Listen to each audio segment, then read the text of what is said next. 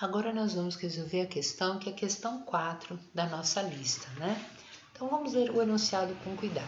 A figura a seguir representa as linhas de um campo elétrico uniforme. É lógico, olha, se a gente está olhando todas as linhas aqui, ó, elas são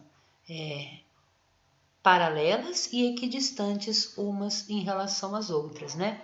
A DDP entre os pontos A e B, ela vale 24 volts. Determine a intensidade desse campo elétrico em volts por metro. E a resposta é 150 volts por metro. Então, a gente sabe, né? Eu tenho a DDP de A até B, então eu tenho isso aqui, ó, né? E a gente tem a expressão, VF menos VI, isso aqui é igual a menos ED, num campo elétrico uniforme, né?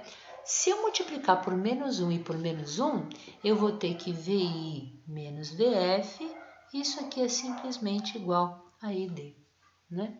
E a gente aprendeu também, no exemplo 1 e no exemplo 2, que ir de A até B ao longo dessa curva, né, ao longo dessa reta diagonal, ou ir de A até B ao longo da reta paralela, não interfere no resultado do campo, né?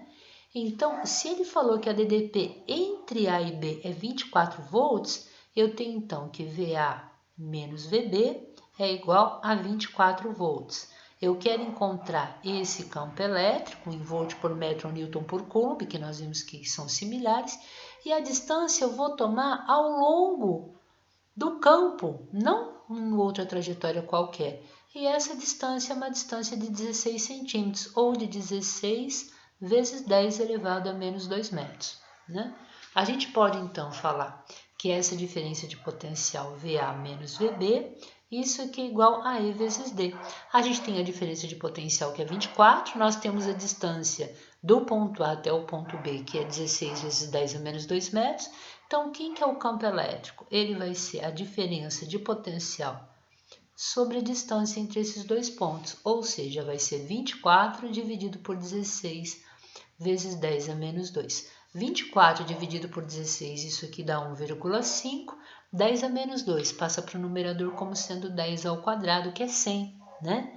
1,5 vezes 100, a intensidade do campo elétrico vai ser de 150 volts por metro, que nós vimos que volts por metro é análogo ao newton por coulomb. Tudo bem? Então, questão resolvida.